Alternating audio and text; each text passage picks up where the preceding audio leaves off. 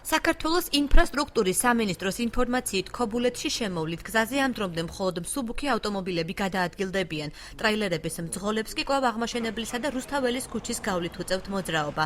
აჭარის საავტომობილო გზების დირექციაში განმარტავენ, რომ ოზურგეთი ქობულეთის გზაზე სარეაბილიტაციო სამუშაოები მიმდინარეობს და სატვირთო ავტომობილების შეზღუდვა ავარიული სიტუაციების თავიდან აცილების მიზნით ხდება. დირექციის ინფორმაციით პრობლემა დაახლოებით 1 თვეში მოგვარდება. შეგახსენებთ, რომ ქობულეთის შემოვლითი გზა გასული წლის 24 ოქტომბერს საქართველოს რეგიონული განვითარებისა და ინფრასტრუქტურის ყოფილმა მინისტრმა დავით ნარმანიამ და აჭარის მთავრობის თავმჯდომარემ არჩილ ხაბაძემ გახსნეს. იმიტომ რომ ავარიულ მდგომარეობას გამოიწვევს ხელშეუშლის მშენებლობას, გზის რეაბილიტაციას, იქ ხდება ფილების დაგება, გარკვეულ მონაკვეთებზე ხდება 6 მეტრიანი კინაბეტონის ფილების დაგება, ხდება ასფალტის გადაგება.